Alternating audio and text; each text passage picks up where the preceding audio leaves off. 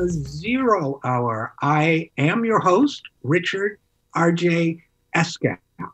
Mere days after losing the election, Donald Trump did what Republicans always do, even if they claim to be a different kind of Republican. That is to say, he went about trying to cut Social Security in an underhanded way. My next guest has been following that story and what it means for millions of Americans. Rebecca Vallas is a senior fellow at the Center for American Progress. She works on social insurance, poverty, a lot of issues we care very deeply about. And she's my pal, so it's good to talk to her. So first of all, Rebecca, thanks for coming on the program. Always a pleasure to get to see you, even if it's virtual, RJ. I miss our in-person hangouts and I miss you. Yeah, same here. So this will do for now, I guess. So talk to us a little bit. You heard my intro. Was I right? Did Trump immediately go old school GOP and try to gut Social Security in a kind of covert way? It's almost remarkable because this one seems surprising even for the likes of this administration because of how low it is. But here's basically what's happening. Just like you said, literally days after losing the election, Trump decided to jam through $2.6 billion in cuts to Social Security through a backdoor executive order. And in particular, the cuts are targeting people with disabilities, right? That's not a bug. That's not a feature. It's a bug, right, of the way the policy is designed. And it's literally an end run around Congress, right? It's an executive action in the form of a proposed rulemaking that was introduced earlier this year. It received an avalanche of comments from the disability community in response about the tremendous harm it would do, stripping benefits, literally survival benefits, away from the likes of hundreds of thousands of people with disabilities. And literally days after losing the election, Trump's Social Security Administration, and we'll come back to that, decided to send the proposed cuts, those $2.6 billion in cuts, to the Office of Management and Budget, OMB, the part of the government that has to kind of put its rubber stamp on these kinds of things to make them happen, asking them to approve it as a final rule. And we should talk about what the rule would do. We should talk about how unbelievably cruelty is the point this one is, much like the food stamp cuts and other things that you and I have talked about on this show before. But I think the punchline is it's exhibit A of why it is going to be essential for the Biden administration to clean house of the Trump political appointees that are at the Social Security Administration. Stephen Miller might be a name everybody knows because of what a villain he's been through all of his xenophobic immigration policies. But there are some other names that are well worth knowing and that I think your listeners should hear us talk a little bit about. And I want to get to that, Rebecca, but first I want to make sure that everybody understands just what this means in real terms, because, sometimes people, government policy and administration, it seems abstract. Number one, a huge cut to an administrative budget is a cut in benefits, right? Because the benefits don't get to the people don't get the benefits. So they can say, well, it's just like, fewer computers or whatever. No, it's fewer computers, it's fewer people receiving what they are entitled to as members of the society. So I just want to make these 3 points and move on. Number two is that the brutality of this is something that I think a lot of us here in Washington, D.C. even, well, you and I do, I think, but a lot of people don't focus on. It is like a Dickensian kind of cruelty to subject disabled people who need help to get around, to eat, to have a place to live, to get the medical care they need, to some of whom are waiting a year or more for an administrative judge to hear their appeal because their benefits were improperly denied, to cut even further to say there's nobody to process the paper, there's no judge to hear the case, there's no, we could go on and on, nobody to pick up the phone, is barbaric. And I just, I said three things, I'll just leave with two, but I just, well, you can see, I get a little upset about it. So I just wanted to say that before we move forward. Well, you and me both, RJ. And my passion on these issues comes from the days when I was a legal aid lawyer. I used to represent low-income people who couldn't afford lawyers in cases where they were wrongly denied benefits, just like you were talking about. And little known fact, thousands of people die every single year in this country waiting for Social Security disability benefits because we've made it so freaking hard to qualify. That's why, people like I was the lawyer who was doing almost nothing but those cases for years because of how many people had been wrongfully denied and suffered real hardship as a result. And that's a policy choice. It's a policy choice that's ideologically based. We need to make these programs really hard to access so that people, oh my gosh, might not get help when they need it. I mean, it sounds barbaric, but that's really what those kinds of policy choices are. RJ, in the case of this proposed rule, I want to get brass tacks about what it would do, because if it's at OMB right now and they're asking for final approval, there's a real chance this might actually take effect. And yes, we're hopeful that the Biden administration could work with some Democrats in Congress to try to undo it, but that's not something that's necessarily guaranteed. What this rule would do is it would subject people with disabilities who are already receiving Social Security disability benefits to getting disability reviews every single 2 years to keep their benefits. It's classic bureaucratic disentitlement. The idea of, instead of going through the front door and saying, just like you said, we're going to cut benefits, it's saying, you know what, we're actually just going to make people jump through more hoops that we know they're going to fall down and not be able to satisfy. And then they're not going to lose benefits because they're no longer eligible. They're going to lose benefits because they failed to jump through the hoops. That's what this kind of a policy does. It's projected to slash $2.6 billion, as I said, from Social Security disability benefits over the next decade, and hundreds of thousands, possibly millions of people with disabilities would lose the benefits that, as you said, RJ, help them put a roof over their head, put food on the table, afford their medications, and remain in their homes rather than needing to live in nursing homes and congregate settings, which we've learned from COVID are absolute death traps. So that's what's at stake here. And as I said before, it's incredibly similar to this administration's approach when it comes to food assistance. They were forcibly stopped. They had to be forcibly stopped from taking food assistance away from people in the middle of a pandemic. That's how ideologically hostile this administration and all of the political appointees in this administration clearly are to programs that help low-income people. And this is just the latest piece of evidence that tells us Biden needs to clean house.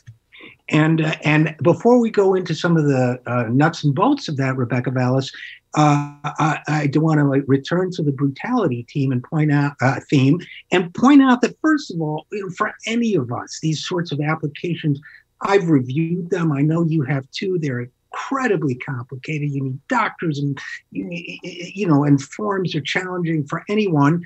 And we're talking about people, many of whom may have neurological problems, may have physical problems moving, may be so ill that they have very little energy. These are the people who are being made, in this grotesque way, to, when they've already gone through a rigorous process to get benefits in the first place, to redo that process every couple years so that they can save a little money, I guess, and pass it along in more tax cuts to billionaires or something.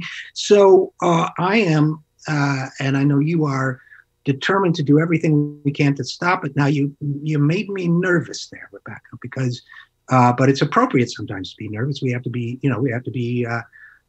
appropriately concerned. You said that if this rule goes through, that the Biden administration could work with members of Congress to try to undo it, but it wouldn't be that easy. Now, many of us think, well, if President Trump does an executive order, then President Biden can do another one undoing it. Are you saying it's not that simple? Unfortunately, this one isn't that simple because it isn't an executive order. In this case, similar to a lot of the attacks on food stamps that we saw the Trump administration spend most of its 4 years trying to destroy, they decided in this case to do something using the federal rulemaking process, and it gets wonky. Bear with me here. I apologize if I'm giving anyone PTSD over administrative law classes. I don't miss mine from law school, but I learned enough to understand that when you promulgate something as a federal rule, and that means you go through a notice and comment process, the public's allowed to see what you're trying to do, even though it is an executive action. They are allowed to comment, and then in theory, what goes into effect is going to reflect all that public comment. Unfortunately, the Trump administration has taken that process and turned it into a strategy for doing end runs around Congress and for ignoring public comments that say, this is a really bad idea, don't do this. A whole bunch of disabled people are going to get hurt and possibly even die. And so that formal rulemaking process is going to result in a final rule, which then is it's regulation, right? It's not a law, but it's not something that Biden can just remove with the flick of a pen.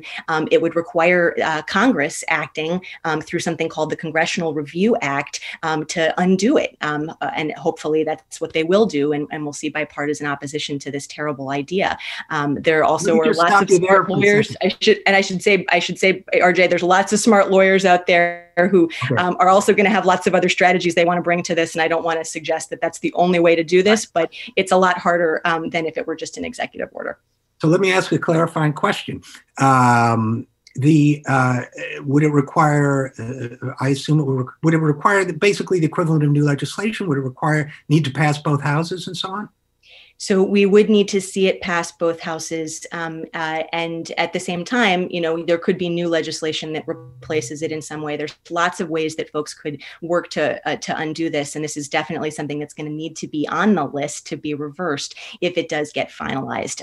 But rather than getting lost in the weeds, I think the thing to remember here is that if this rule is not prevented from taking effect or undone early enough in the Biden administration to never actually take effect in people's lives, hundreds of thousands of disabled people are going to start to receive notices from the Social Security Administration saying that their benefits are in jeopardy and that they're going to have to jump through a whole bunch of hoops to reprove their disability.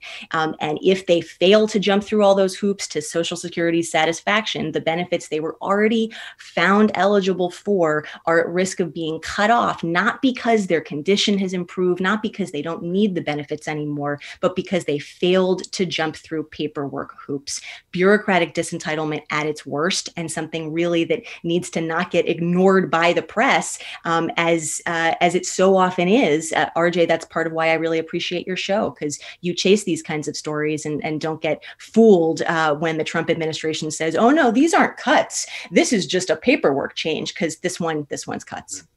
So.